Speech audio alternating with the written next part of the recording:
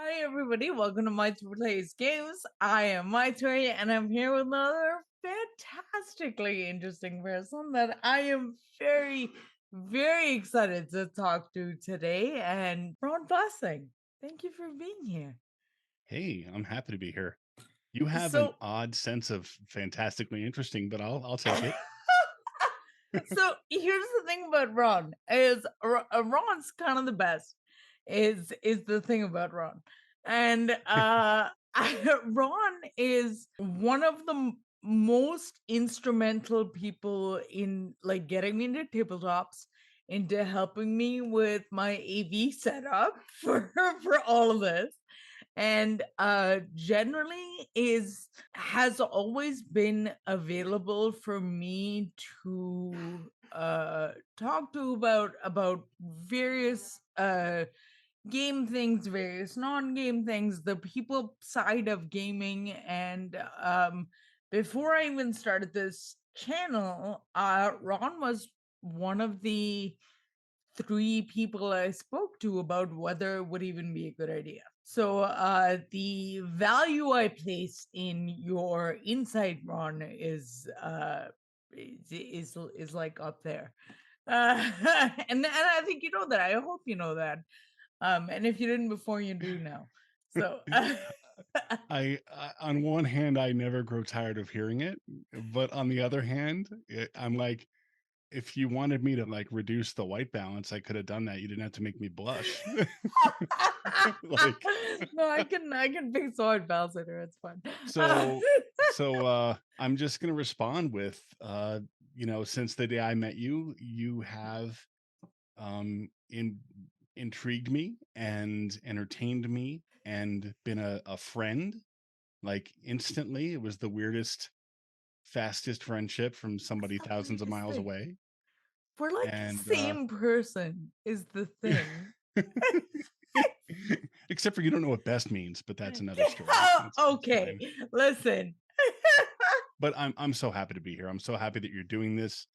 The work you've been doing on YouTube and making it accessible, doing the audio only stuff, and you know, um, getting the transcripts in place. It's just an insane amount of work, and you're so passionate about it. And I really want your channel to find that spot where it just blows up. I really want to see that for you. So I'm Thanks, excited. Ron. That means a lot. Thank Yeah. you.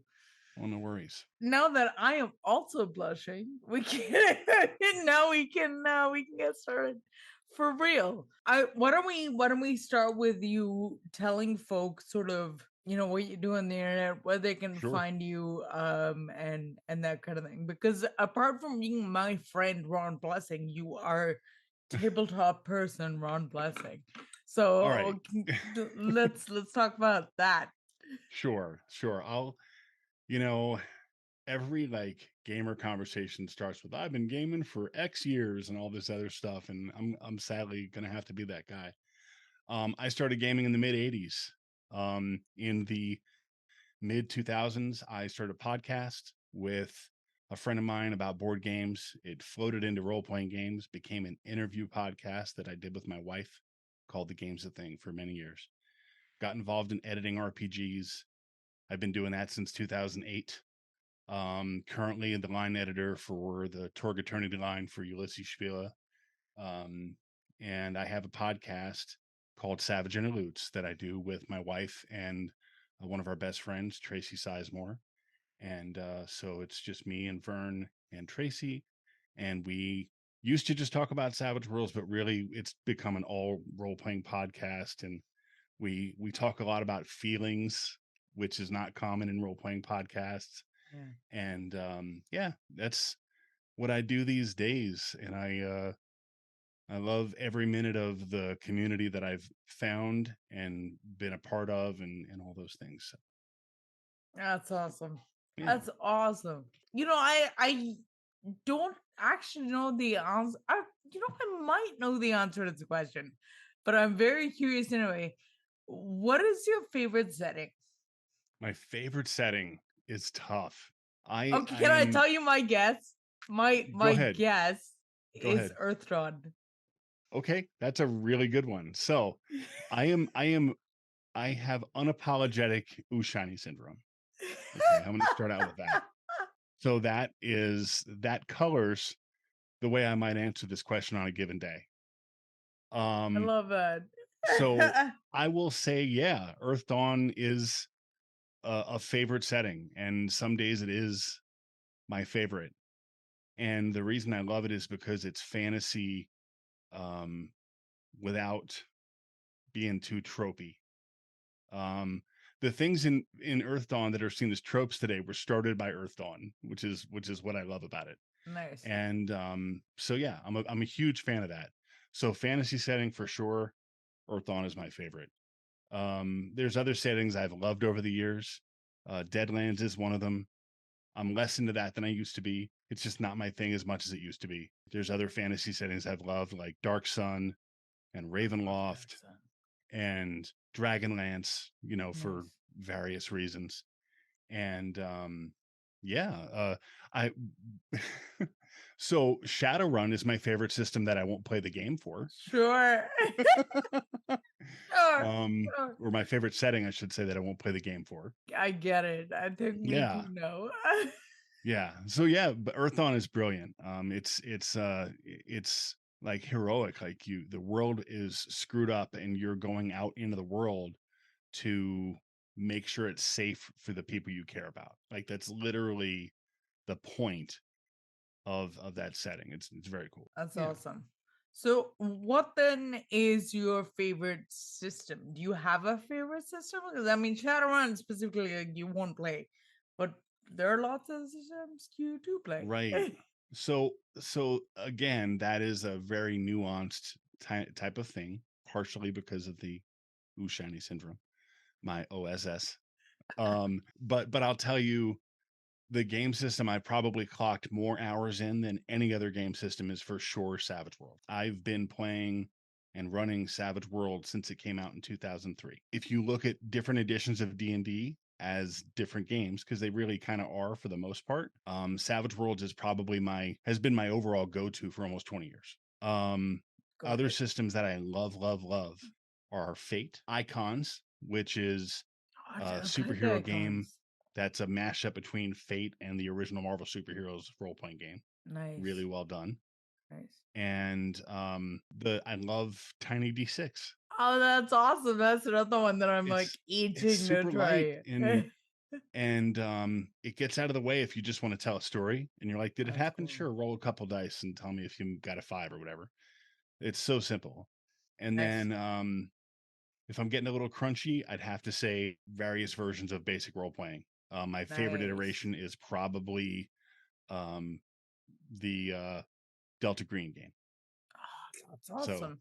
there you go. That's awesome. I Yeah. have recently been introduced to Zweihander for the first time as Oh like man, all the D100 games, man, and that's it's the so original. cool. So that is an homage. Zweihander is an homage to the first role playing game I bought with my own money, which was Was the what? first edition of Warhammer Fantasy Roleplay. Nice.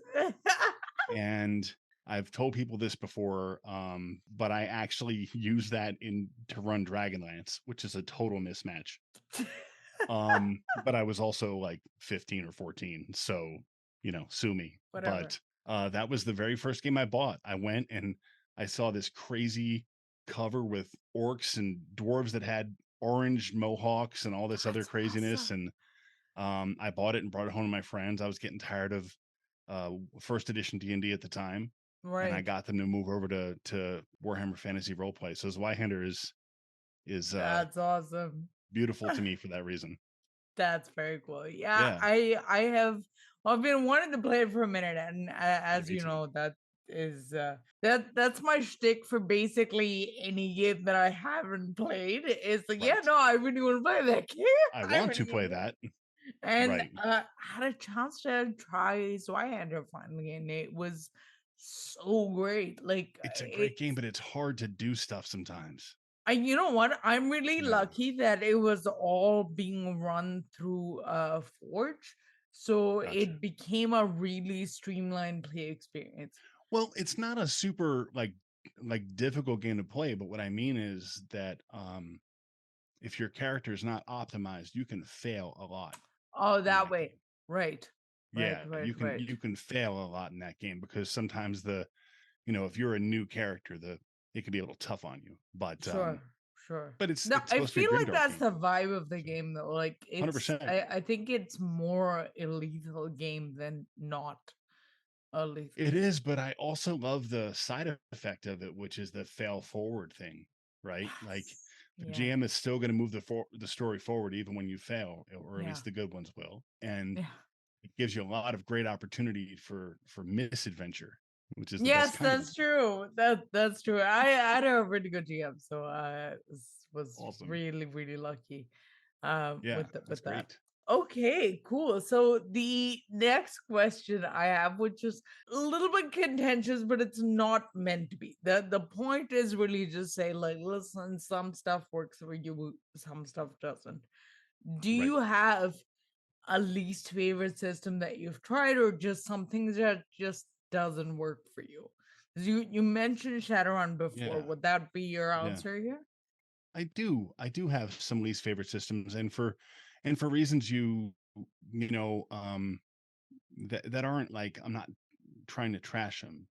So I don't like game systems that get so far into minutia that I'm working to play. So it's not just, I mean, Shadowrun bugs me because it is written in a way that is not user friendly. And as an editor, the editing in the Shadowrun books over the last like decade and a half have just been hard to live with for me. Sure. And that's a me thing because a lot of people are enjoying it, right? I don't But know if it's systems, just you, man. I really struggle. I struggle with the system. I yeah, love the setting, yeah. love the The setting setting, is but like, amazing. yeah, But I tell really struggle people, with system. yeah, I tell people if you want to play Shadowrun, pick up a copy of Savage Worlds Adventure Edition and Sprawl Runners by Veiled Fury Entertainment. That's how you play Shadowrun well, in my opinion. That's just maybe it's just me. And other systems, I'm not fond of systems that want to break down every single second of combat. One that Sure. comes to mind that's really tough is Burning Wheel. Mm, The Burning Wheel system, it's also the system, there's lighter versions of the system in Mouse Guard and Torchbearer. right. But the combat in Burning Wheel and also the social combat, as I guess I can call it that, in Burning Wheel requires you to pre-plan things and then play it out by the second, and it's just too much for me. Right. Yeah, and Right. and a lot of that it's not that I don't have a desire to be able to do those things, but I have ADHD Hmm. and I don't have the drive to get that deep with those systems. Sure. Period. Yeah. Sure. So That that's where it's makes at. so much sense. That Yeah. makes so much sense. I feel like mechanics that are that linear and that granular Right. really kind of do a disservice to anyone who's not able to engage with it in a very like lowest common denominator way. You Sure. know what I mean? Like But I don't know a better way to say that. But I hope you know what I mean. yeah, I do. But in game systems, it's not about the complexity that I have a problem with. It's about the way it's presented. Yes, yes, And that's what I'm trying very yeah. badly to say. Stop. No, but I enjoy the heck out of Rollmaster. And Rollmaster is notoriously What's another one? crunchy game. Earthdawn is a notoriously crunchy game, but they're presented in a way that time is going to get you over those hurdles and a little bit of patience. Whereas um, some of these other games are too compartmentalized. There's too many things Mm, patched onto it to make it work, and sure, that's much harder for me to deal with. So I sure. love Rollmaster, and there's a love letter to Rollmaster out there now called Against the Dark Master, which is I've another heard of one. that. Yeah, That's which is awesome. that's Rollmaster and Middle Earth role playing. That was a break off from Rollmaster initially. Uh, Against the Dark Masters, brilliant. And That's but it's cool. percentile games are relatively easy to grok, even Yeah. if they're crunchier. So And they're fun, man. It's yeah, just fun to yeah, roll those dice. it is. It is. It is. Just a good time. Absolutely. Thank you for that. Yeah, no, that all makes a lot of sense. This is a question that I've really only been able to ask once before because of the kind of people that I generally speak with. But the Mhm. other person I asked this question to was our friend, your friend Christian Serrano. And My brother from another mother on another yes, coast. Yeah. yes. Have you ever played in a game where you've been involved in like the design or the creation of it? And I'd love to understand what that play experience that you went ahead and creating was like. Yeah, I have. So I've worked on my own settings as most game masters have over time, and I've done that. There's an adventure that I wrote that I released through the Savage Worlds Adventurers Guild, based on a setting that I've had in my brain since like 2009. Not no kidding. And I put this adventure out because I had run it, and I was like, this would be a cool thing to release. And a couple of months ago, I actually got to play as a player, or a month ago, I got to play as a player with our mutual friend John Doom running the That's game, awesome. and I got to play in an adventure that I wrote, That's cool as hell, and that was man. pretty brilliant. But that's sort of different from what you're asking. I've done a ton of play testing, and I've influenced a lot of games as to how their final outcome was, Sure. and it's trippy. Yeah. When I was early on in my podcasting career, I was talking with, it might have been Shane, or I might have read it. It might have been something I read early on and maybe discussed it with Shane. I think it was Monty Cook that actually said it. He had said that when you work on the design of a game and you're play testing it and all these things, when the game comes out, it can be a struggle to remember which version of a given rule made it into the final game. And I've had that experience now years and years later. Amazing. And Yeah. that's probably the most kind of weird thing that happens when you work Right. on a game, is that you're like, wait, how do we do that? Did we agree on, that sort of thing? And What was this I've again? laughed watching it happen to other people, but it's also happened to me now. And specifically when John was running the Wagon Mount incident, there was some stuff that he had done. I was like, was that in the adventure? I don't remember. Amazing. Or, and that sort of thing. And in a good Right. way, because it really gets those juices flowing. And it made me like, after I played, I went back and reread it and said, oh, I might do this differently now or whatever. Really cool. That's awesome. But yeah, that experience is interesting and odd. It's exciting. It can be occasionally overwhelming because people are relying on you Yeah. to help make those right calls. Yeah. But yeah, it's a really neat experience. I can tell you that. That's If you can awesome. get involved in playtesting and like really, and you have the time to roll up your sleeves and get involved, Yeah. even if it's not your own personal game and you're just helping somebody out, totally worth doing if you can Oh if you can yeah. No, and it's make so the much time. I've done it a couple times.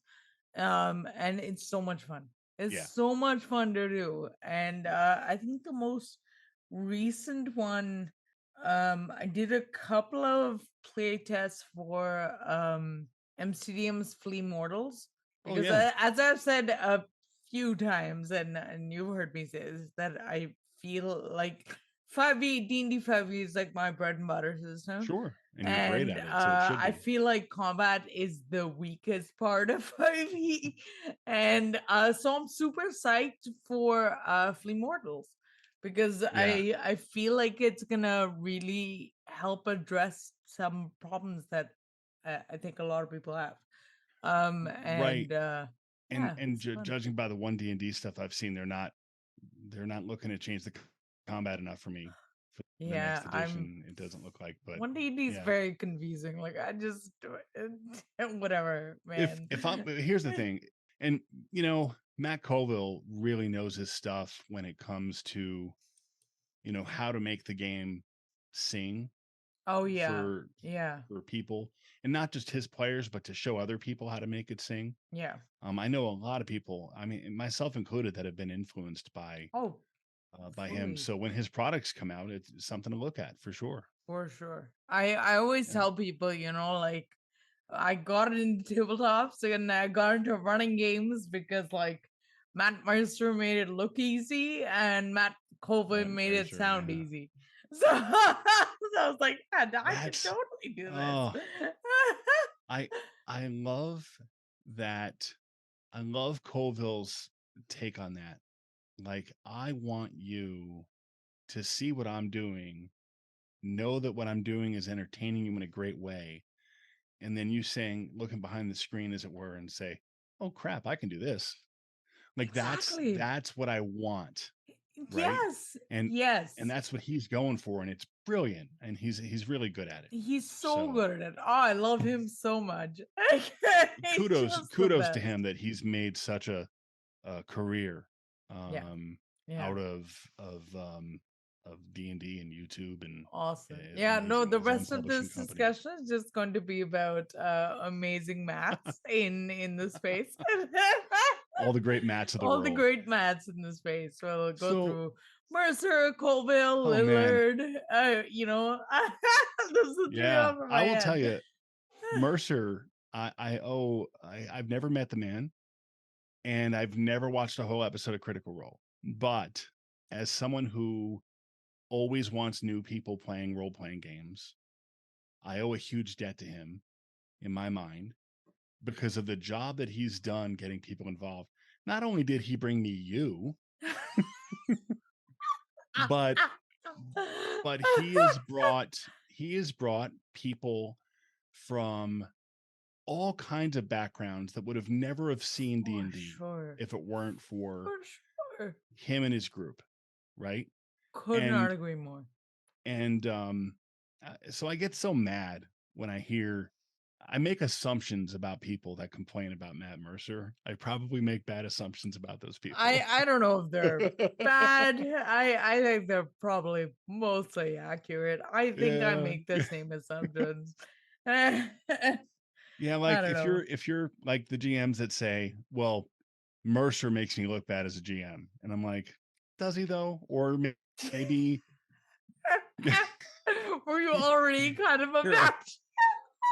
step over to this mirror with me, and I'll show you the problem Oh with my your game god. mastering. Oh, So, that's so funny. and that's the other part. Mercer is forcing other game masters to be more introspective about their gaming. So he's I improving never thought gaming. about it that way. That's the real He's Matthew improving, Mercer effect. Fuck. I'd like, never that's the really effect. considered that. The effect is I get to meet amazing people that would have never role played before Yeah. seeing Critical Role, Yeah. and he is making people look at their own GMing, and then he can just say, "Hey, go talk to my buddy Matt Colville," and he can hook you up with some techniques. It's so great. So great. So yeah, Yeah, so anyway, now this is a Matt Stan channel. That's what Matt we're Stan. pivoting to that. There's two S's there. Matt Stan. Yes, I love it. Okay, we should get back on track because otherwise, like, Right. I fucking knew this was gonna happen, Ron. I fucking knew this was gonna happen. Well, Anyway. you don't get a lot of guys that can say they've gamed almost 40 years and they also think Matt Mercer is great. Most That's guys, true. most guys in my category, let's face it, I'm a category, are the ones You're my complaining category. about Matt Mercer. Oh, that's really funny. That's super funny. I check off a lot of boxes, is what I'm You, saying, you that for that's true. for a You do particular category, you and then do I check trick off a you lot of into boxes. finding out that I'm not that guy. Oh my god, that's the best. It's the best. And it's because like in my head now that whole category is basically just it needs to be like you. Yeah, well, And right. so now I'm like, well, I don't think I If want that anyone is responsibility. anything less, then I'm like, no, you're doing a Stop. lot of things wrong. Because I know what's capable. I know what's I capable know what you now, can and do. like I'm ruined for expectations. Oh, empathy requires introspection, and some people can't do it.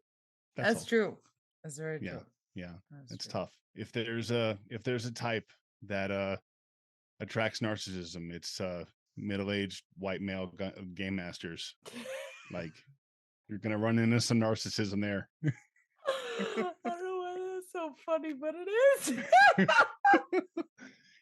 And I'm not gonna lie, there's some narcissism here, but I fight it. That's the whole point. The whole point is No, you I mean, fight it. listen, we're not narcissists. We just know we're great. Like that's a different thing. That's that's a Well, different thing. the key thing for a narcissist, though, to be a bad narcissist is that they have to think they can never be wrong, right? Yeah. Yeah. And I joke around all the time, and what's made me really comfortable with being wrong is that I have a good marriage. Yeah. Same. So Yeah. I've been with my wife, 25 years. And the reason I'm with my wife 25 years is because I am capable of saying, I'm sorry I screwed up, I'm wrong. Yeah. And Yeah. that's hard for most narcissists Yeah. to do. Yeah. So the thing about Vern that got me was that I am a social person. I have better luck with female friends than male friends because I hate to say this, but mostly men kind of bug me. Sure. Um, Most of men kind of bug me too. um, not so much that I don't want to be one. I like being a dude, Sure. Sure. but I like this, much to my detriment. there you go. And so when she came along and she did a great job of making me feel like I could be myself at an age, my mid-20s, that there could have been a turn in another direction, you know. Yeah. I could have been locked down and paranoid and all this other stuff like a lot of the guys I know that are married 25 years or whatever and not happy, and they're different people than they were 25 years ago in a bad way. Like I'm a different person in a good way Yeah. because of the latitude that she's given me over the years as an amazing partner. So Yeah. yeah, That's don't tell her I awesome. said any of this, though it'll fill her head, and I'm just kidding. So bummed we haven't been in a game yet. Like We have to it fix that. really, really irritates me. So coming back to this, which feels very anemic now, but but I come back to this.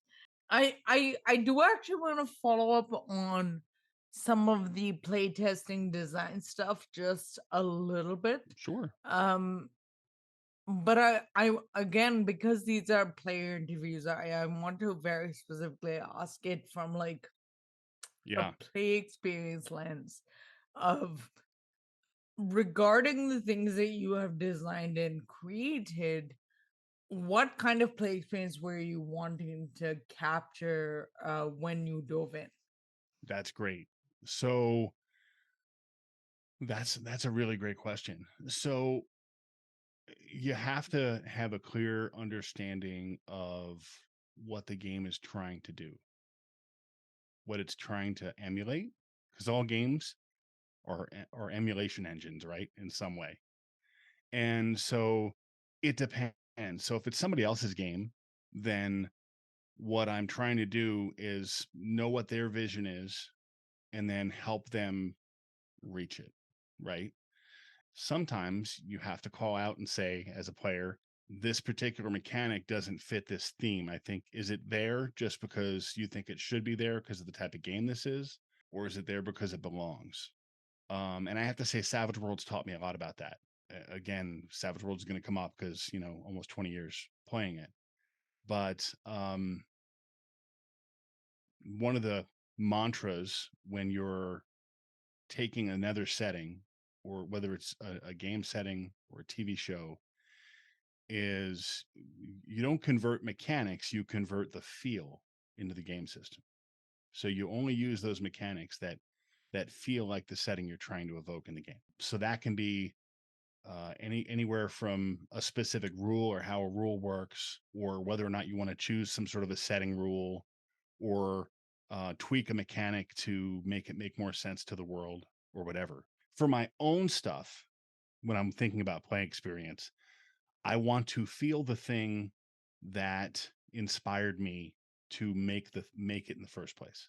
I'll use Fuse as an example. Fuse is my setting. It's a urban fantasy action horror modern setting Nice. that was born out of me watching like the first 9 minutes of the Doctor Strange animated movie that came out in the late 2000s, direct to DVD. That's awesome. There was these guys that were doing this crazy kung fu stuff. They would like move their hands weird, and a weapon would be in their hand, and they fought these big monsters and things like that. I saw that and I was like, I need that to be a thing that I can play. Sure. And that's where the concept of Fuse began. And so when I'm playing that game, or when I'm play testing stuff for that setting, before I start, I always go back and watch those 9 minutes. That Nice. opening scene of Doctor Nice. Strange's Yeah. animated movie. And when I'm playing it, I'm trying to make sure that that's what I'm feeling when I'm playing in those action scenes. I Oh, hope that that's answers your awesome. question. No, it definitely does. Cool. Cool. Definitely does. Thank you. Yeah. That actually segues into my next question for you pretty well, which is, do you have a typical character type you like to play to get to that play experience that you're seeking, or you can just Um, try whatever? because of like my place in society, I have developed a lot of filters. Sure. So I like to play characters that are free of those filters. Nice. It is a way for me to quote get it out of my system, right? Right. Um, so I will play like I'm a sarcastic person. I mean, it's my love language. Um, so one of my favorite characters to kind of emulate, like personality wise, for good or for ill, is Dr. Cox from Scrubs. Nice. Like he's in almost every one of my characters that I play somewhere.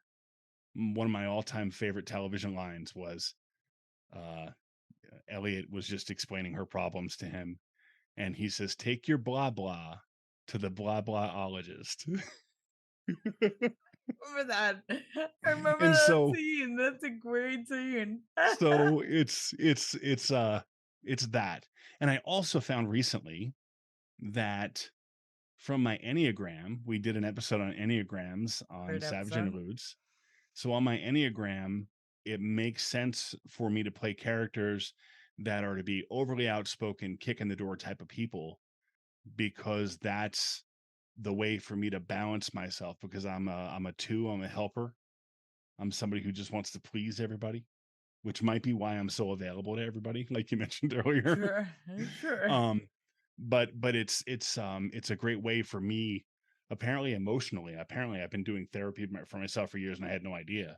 But emotionally, Right. it's actually helpful for me to play those characters that will kick in the door and get tired of waiting for somebody's excuses and take a swing, or give that sarcastic comment. So you're going to find that in a lot of my characters. Now, I will Nice. occasionally deliberately try to break character, and that can be an awesome experience. Yeah. Um, I I played a character in my first D&D game with you that was very much not that guy, and I used his social awkwardness to still use my sarcasm, but from a different perspective. But he was somebody that was trying to be a better person, which I think is another great way to describe. Most of my characters are trying to be better people, and Sure. that's another feature you're going to see in most of my characters. I don't like playing evil characters most of the time because I GM more than I play, or at least that was the way it was in the past. And I always have to play the bad guy. So when I'm playing a character as a player character, I usually want to play someone who at least has good intentions. Oh, I love that. I So love that. That's yeah. awesome. And that's very cool.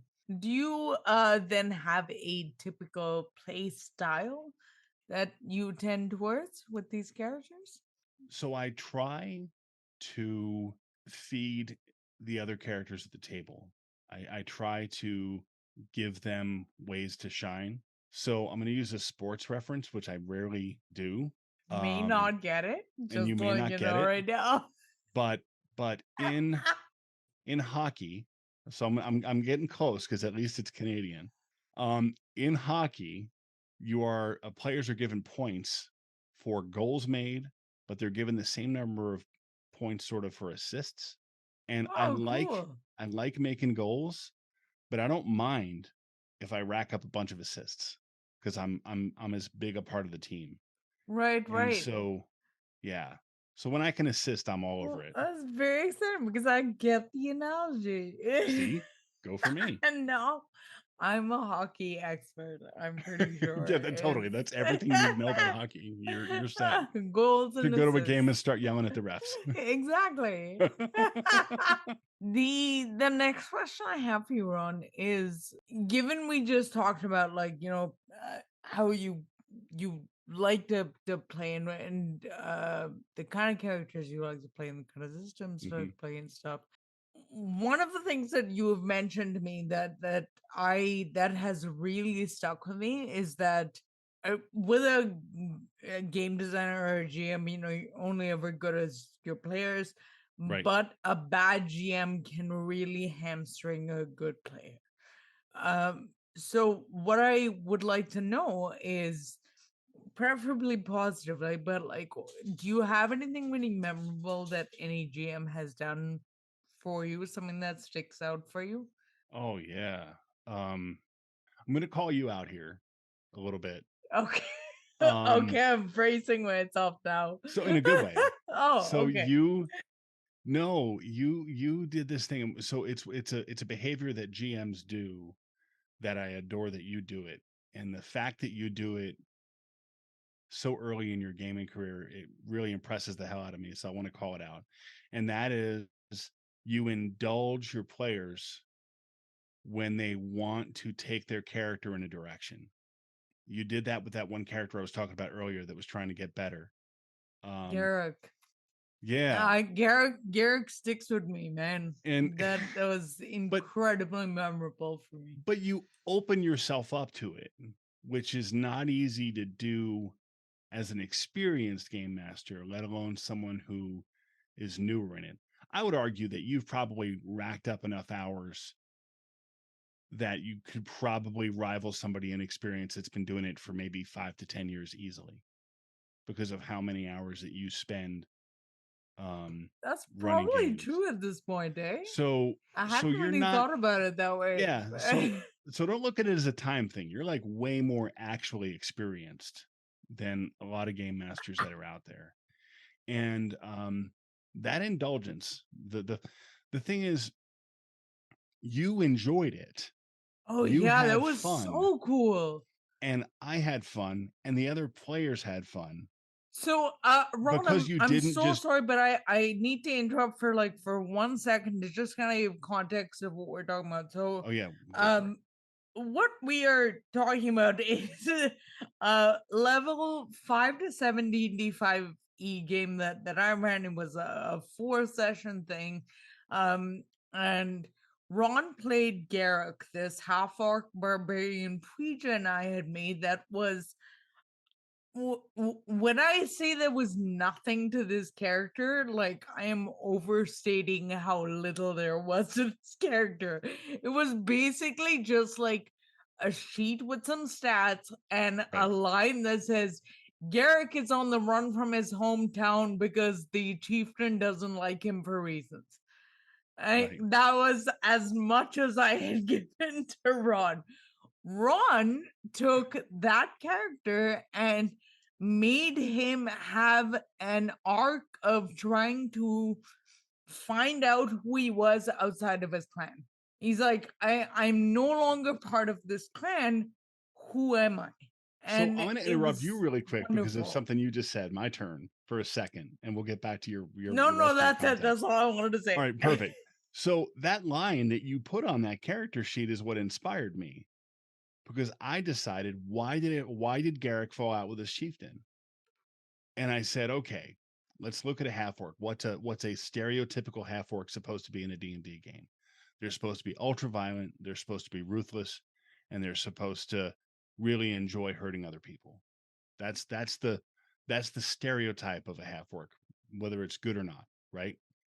And then I read what you said about him having that falling out situation, and I decided the reason that he had the falling out was because he was not ruthless enough.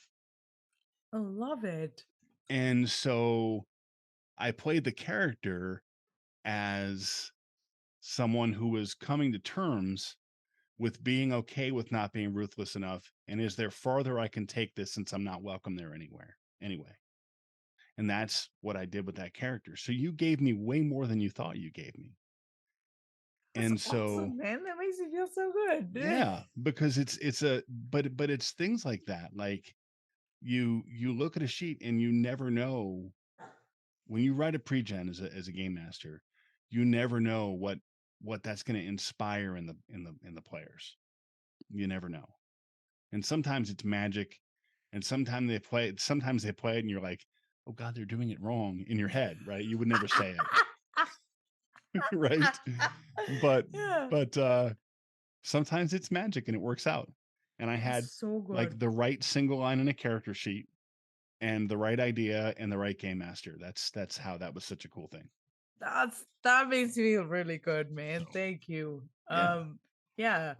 I you know this. My fundamental driving force is always my players need to feel like a badass.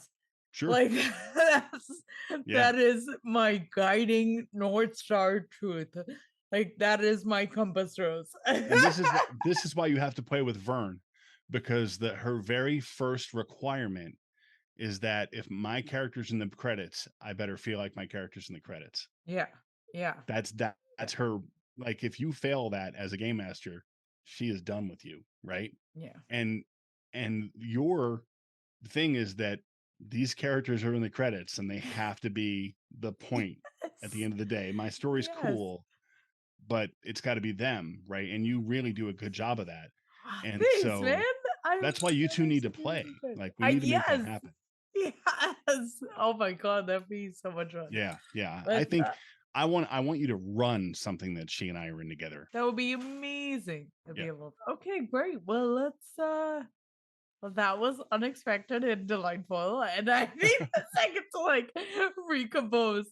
Um, because you played with like well, whatever you've played with like everyone, dude. Like I shouldn't be your answer to that question. Like it feels very weird. But it's it's like it's the most recent, not just recent, but like I guess recent's the right word. It's the most recent thing that affected me as a player. Oh, Like I I'll buy that. I spent That well I will here's accept the and thing. love. Here's the secret to why I GM. The secret to why I GM is that I don't normally like the other GMs. And so if I'm sitting at your table That's and all I can amazing. think about is how I would do it differently, I'm not having as much fun. That's And delightful. I have not once felt that way in one of your games. And I can tell you in all honesty that there are very few GMs. Actually, I can't think of a single GM that has made me feel that way. Oh, well, no, one other one. And when I tell you who it is, your mind will be blown. John I Wick. Jo- John John, Wick, the John Wick, the guy that created Seventh Sea and Legends of the Five what the? Rings. Okay. And he is the only GM that I don't second guess when he runs a game for me. What He's the the only other hell, GM. man? But you're literally in a category with John Wick. Okay, we need to The move best on part of that is because you're my both my head's gonna friends. explode right now. So we can't dwell on this too long because Okay. I'm All like right. All about right. to start palpitating. Okay. And that's so good for anyone. We can't have that. Holy shit, dude. Um what the I don't even fucking know what my next question is. um and actually this is I think part of the you already sort of answered this with the previous question, but like I was going to ask what elements of a game help it stick out for you. Is it anything beyond sort of being allowed to kind of craft your character's own story? Is there anything else? I like, and this is so like pedestrian to say, but I really like to be engaged. Sure.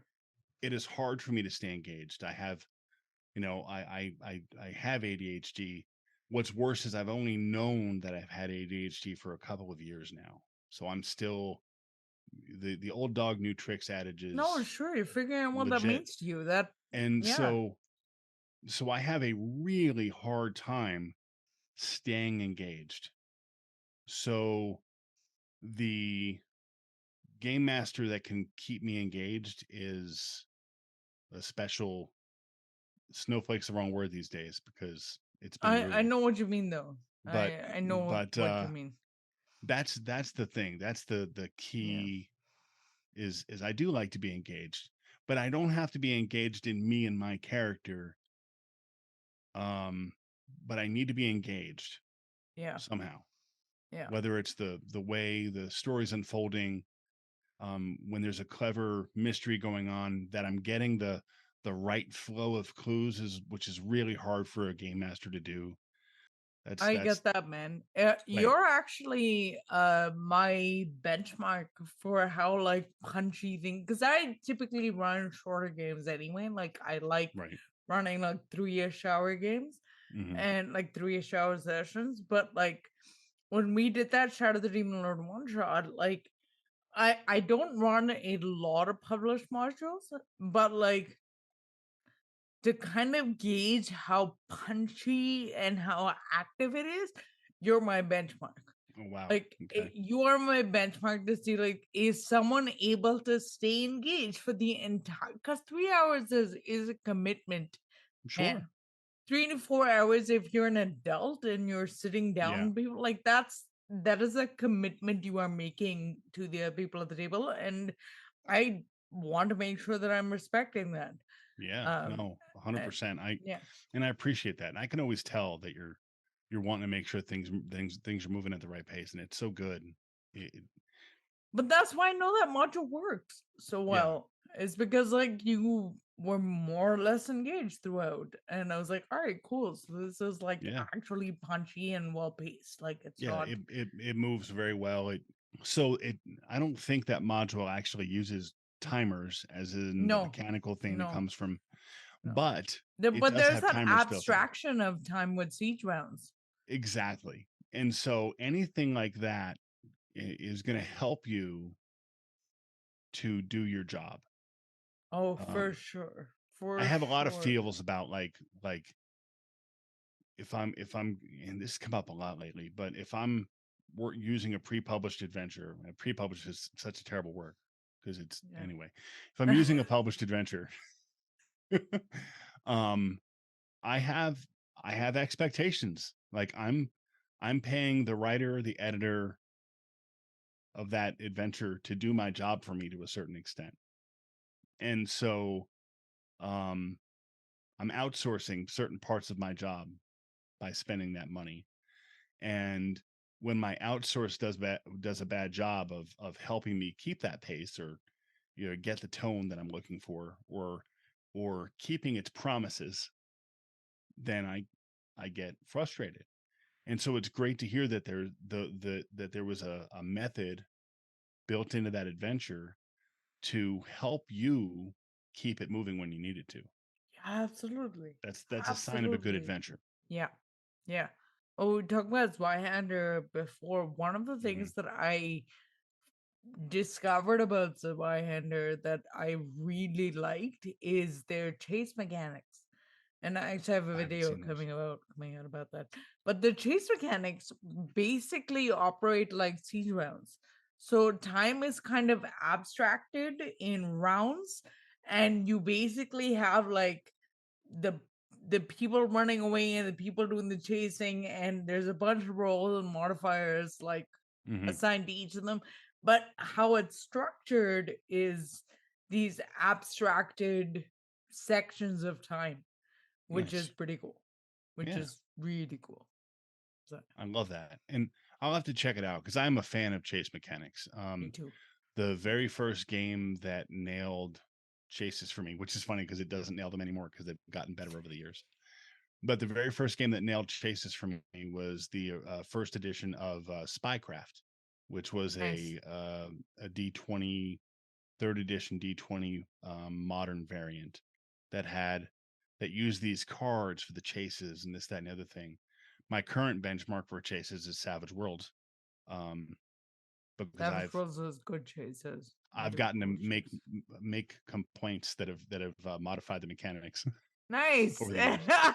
Um, I haven't written any mechanics for it like that way, but I've been in playtest groups where we're like, this isn't working here. We need to fix this some way, Sure. right? Sure. Um, but so when somebody tells me they see good chase mechanics, I'm like literally like tonight we'll be reading those chase Yeah. mechanics. I've I been can't on the help it. hunt for good chase mechanics. Yeah, Like and yeah. I've finally came across like I've done the Savage Worlds one, like I like playing it, but I'm not sure I would enjoy running it. So I have a theory about me and Savage Worlds that I'll share. Um, I think the reason Savage Worlds is a go-to game for me is because how long I've been playing it. Yo, I get that. If a I Savage get Worlds that. equivalent came out today, it might be a little too crunchy for me. And so I think the only reason I can run a game like Savage Worlds with any kind of efficacy is because of how long I've been doing it. I think Sure. 49-year-old Ron Brain is not going to be as good as a game like Savage Worlds if it came out today. I get that. I And get that. so when someone tells me they're having a problem grokking Savage Worlds, the first thing I offer to do is, hey, can I run it for you? Or can I answer some questions for you? And but honestly, if they're just like, no, I don't get it and it's not for me and it doesn't work for my brain, I'm okay with that. There's like there are people in the Savage Worlds community that cannot fathom people not getting Savage Worlds. And Yeah. I don't get them. Yeah. Yeah. So um so when you say, hey, I feel comfortable playing it, but I'm not sure I feel comfortable running it, it's a different beast than D&D. It's a very Yeah. different beast than D&D.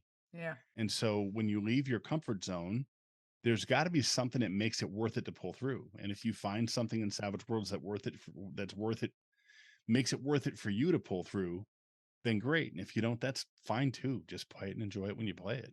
And I think that's exactly where I am because Yeah. I'm there's it's not challenging for me to get into a Savage Worlds game at this point.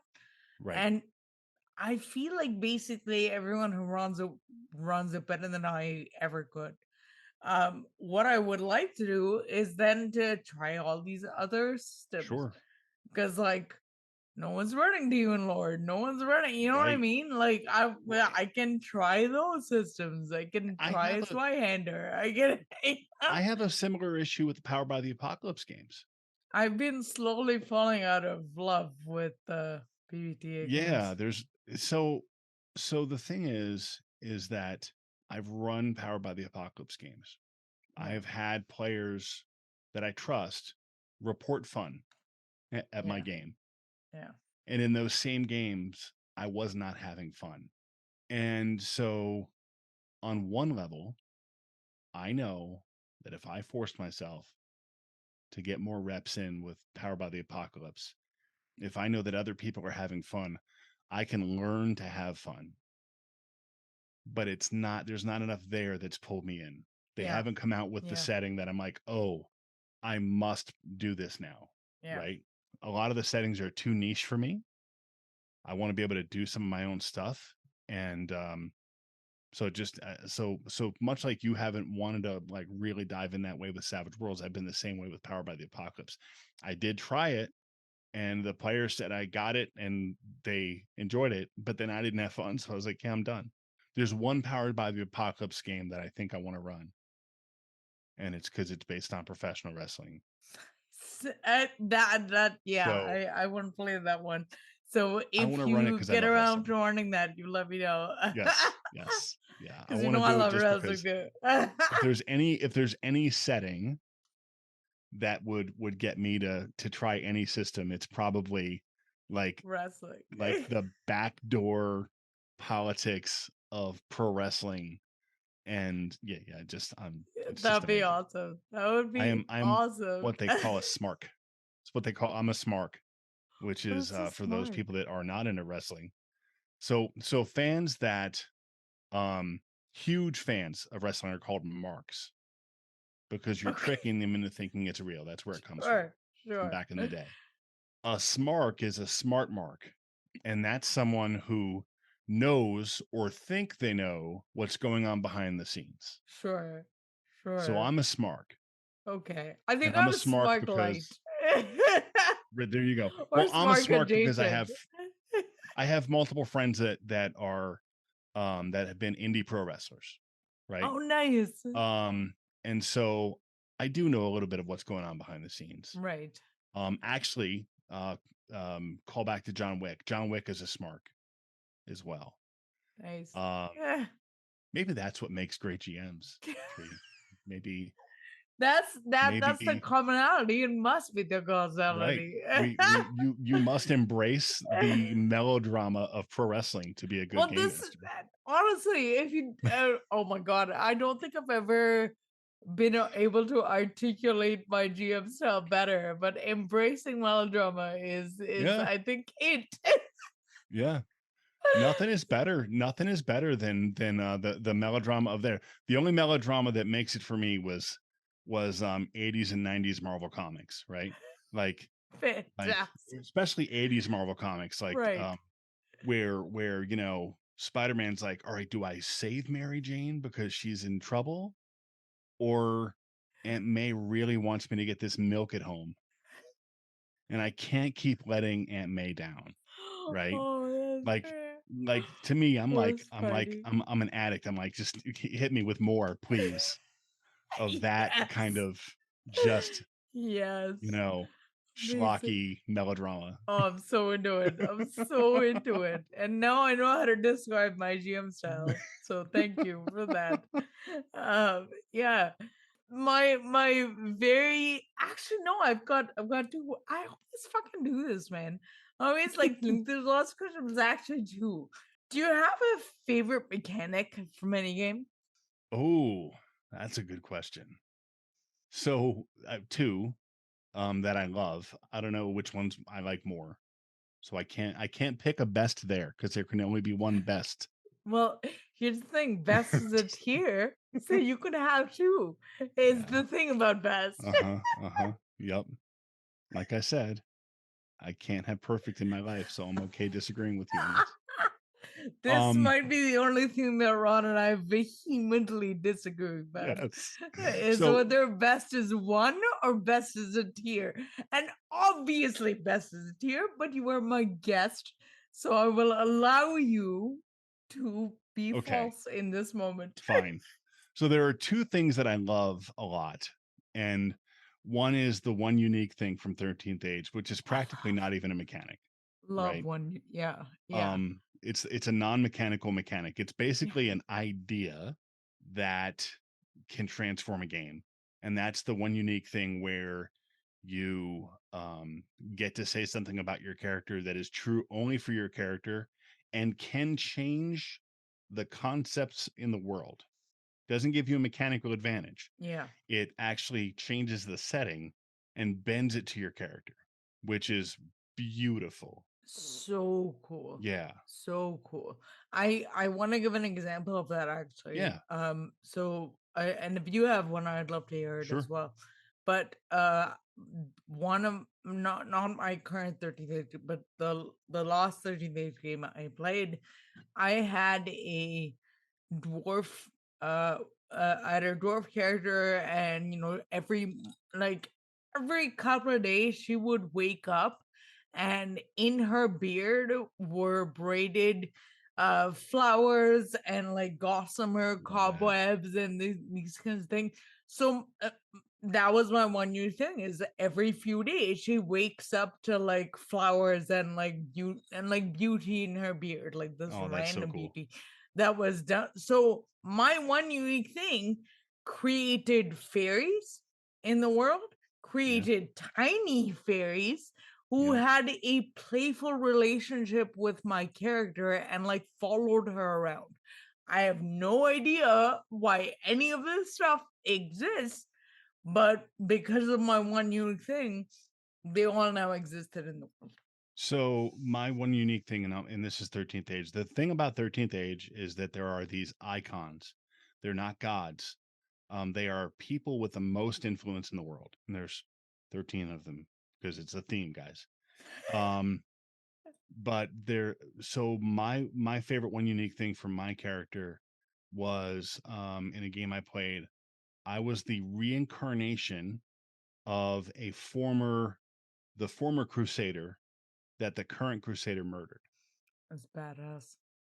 So, needless to say, I had a negative relationship with the crusader in the setting, and it was just interesting because like people would be working against my character just because he was afraid that I was going to come back for for him when I got powerful enough, right? And it was just interesting, you know, and it made for some interesting story stuff for the GM. I love Yeah. one unique thing because it's literally helping the GM do their job, right?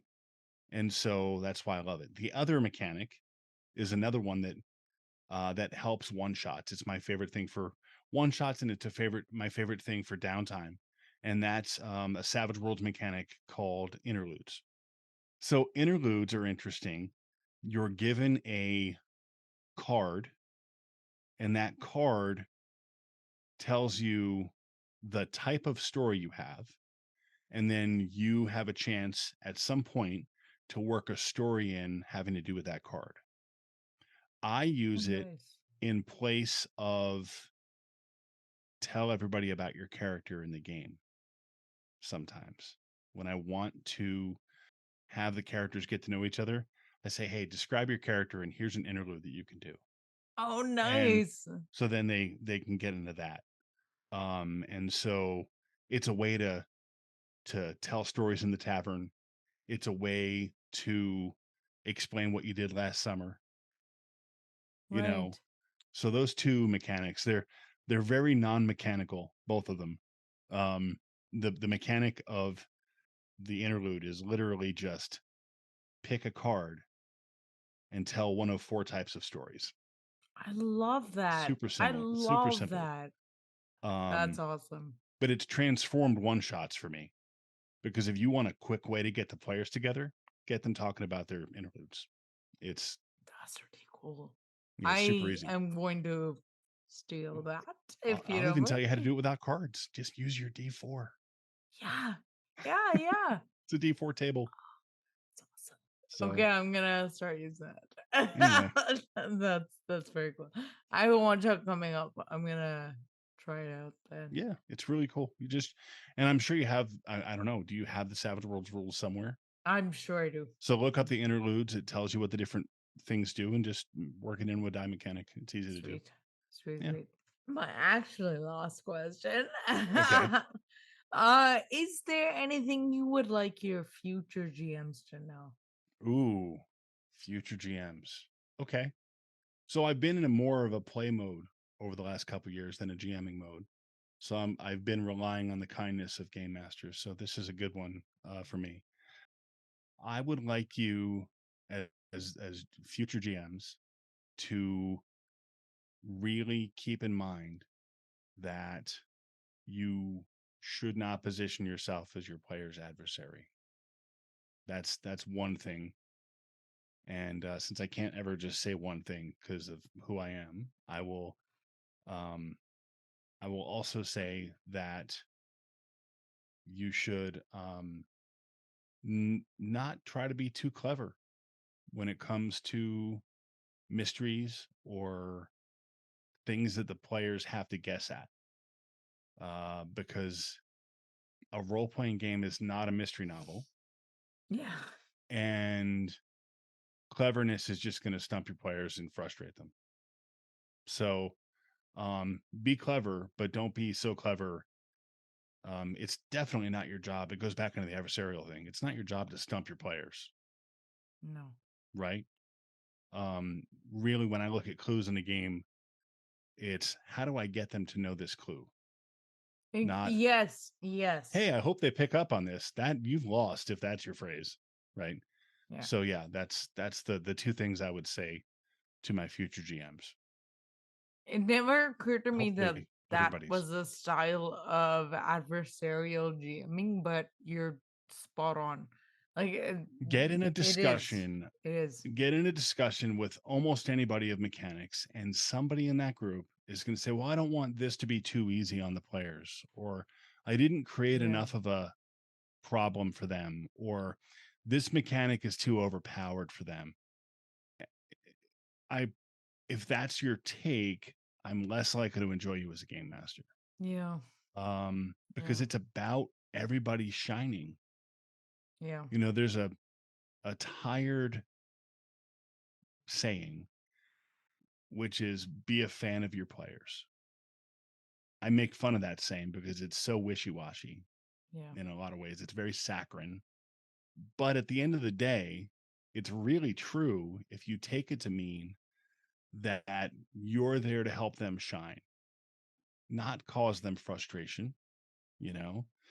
Sometimes shining involves frustration. That's totally fine. Yeah. But nobody applauds frustration. No, no, it has to ultimately be an obstacle you overcome, not Right. just the obstacle. My goal at every table is at some point to have the players cheer. That's awesome. Whether it's because somebody made a crazy die roll or they said exactly the right thing to some schmuck that they're going up against, or they drew the right card or whatever, there should always be that point when the whole table just cheers. That's That's that's a so goal. great. When it doesn't happen, I'm bummed at the end of a session. Right. Yep. That's a great goal. It's a great goal. Yeah. It kind of breaks my heart about to hear about the adversarial GMing because like There's a lot of I it. think I mentioned this to someone, but like so many people seem to have had that experience. And I've Hmm. been really Yeah. lucky because I haven't.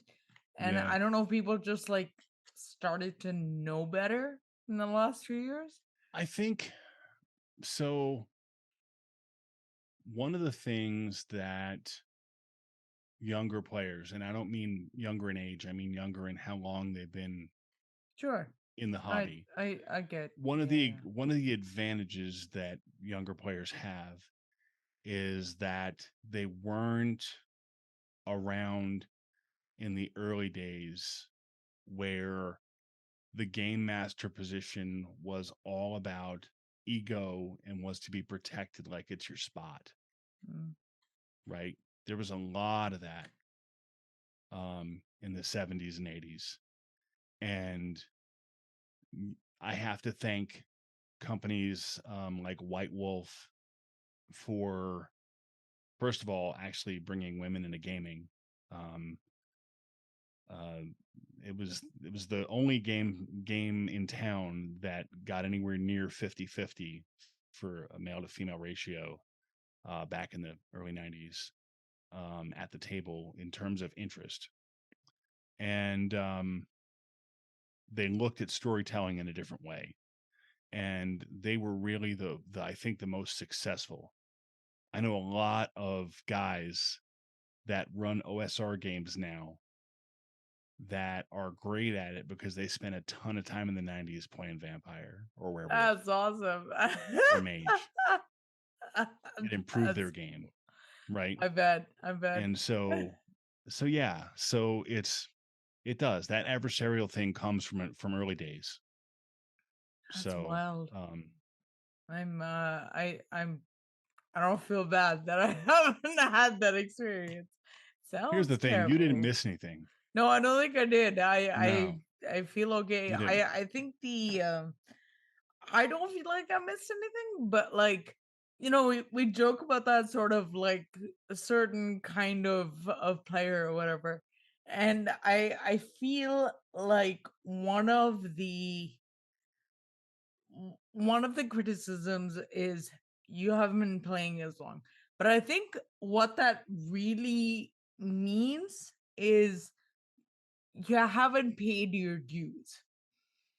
And like Yeah, it's a fucking it's a game. hobby, folks. There are It's no a do's and hobby, hobbies. and like we're Yeah, ostensibly all here to have a good time and make yeah. new friends and whatever else. Like, why do I have to? Why does anyone have to pay dues to? You know what I mean? Like, So, it's a rhetorical and that's question because, like, I know the answer, and it comes down to some form of exclusion and gatekeeping and all those words that sure. but like, Yeah. But yeah, but that's the thing is like there's people that don't want their gaming to change, and I feel bad for those people.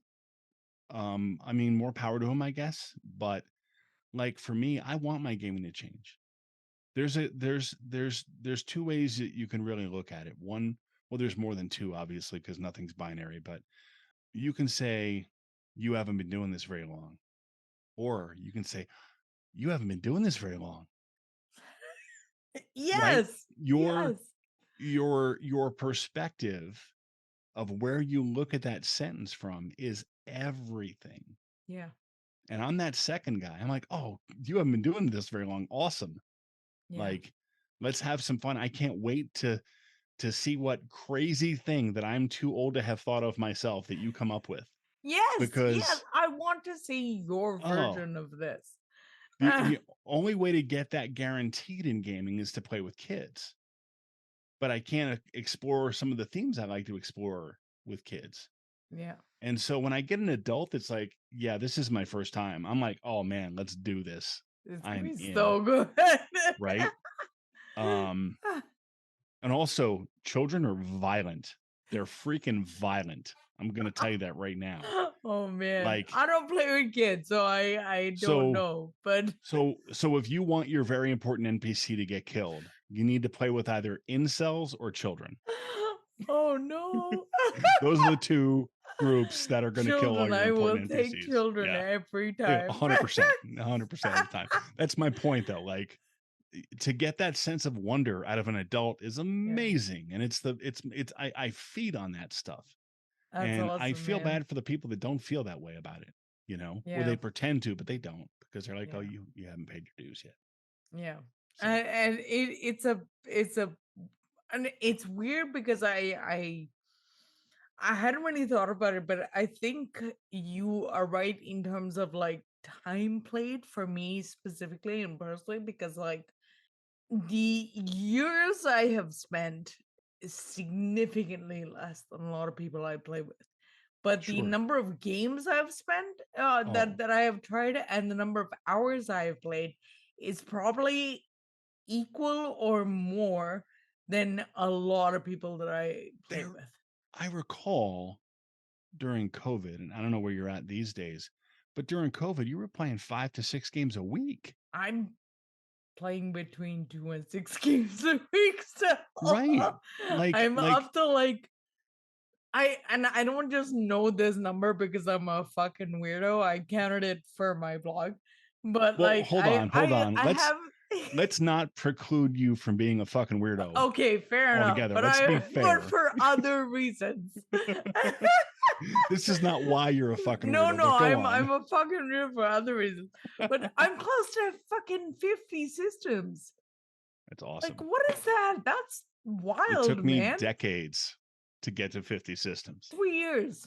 Yeah, it took 3 me years 30 I've been years, playing. probably. I've probably played 50 systems at least, but it probably took me 25 to 30 years to get there. Online gaming, For man, me, it took like, podcasting actually. yeah, I went from like probably that's awesome. the last 50 systems I've played are probably between Bec- 2006 and now because That's of awesome. podcasting. That's So awesome. I've told people the whole point of this YouTube channel is like it's totally just a vanity project for me to just like talk to cool people about games. Like that's like the whole purpose of this. Like there's really nothing true else. story, true story. That was the whole original point when we moved the games the thing to designer interviews. I wanted Vern to podcast with me. And to do that, I picked her favorite game designer as my first interview and then invited her to co-host. That's genius. Yeah. And then she said, well, I'll do this Genius. one. And I was like, no, I need commitment. If you're going to do this with me, I don't want to confuse the listeners by having different co-hosts for interviewing people every week. I need to know that you're going to do this if you want to interview Shane Hensley. Amazing. That's what I did. That is genius. And just So manipulative enough. I love it. totally. It's what I was doing really. You could say I was manipulating, but really No, I out was of love. finding ways to enhance my relationship with my wife and the time I was spending with her. I love that. I love that. Yeah, I think that is the perfect point for us to wrap up here today. Yeah, this was delightful. Thank you so much Yeah. for being I here. I love talking to you and hanging out with you whenever I can. Same. So this was just another excuse. I'm telling you, So man, vanity project. You know, um, you know. yeah. Yeah, Anyway, nobody puts out media that says, "Hey, look at me," and is not doing it for vanity on some level, and that's okay. that's Like true. I promise you, regardless of what Matt Colville says, he didn't start doing YouTube to be like, "I really want to help people." That's a It pretty was good really, bad it was pull. really, I want people to hear me help them, but that's fine. He can pretend he's altruistic. It's Sure.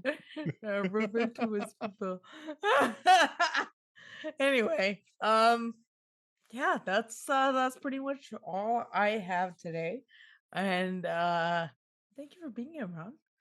This is great. 100% my pleasure. Thank you. So everybody come back in a couple of weeks when we will come back 2 weeks. We'll talk to someone else endlessly fascinating. But until then, thanks, Ron, and thanks everybody for watching. Bye, Bye. folks.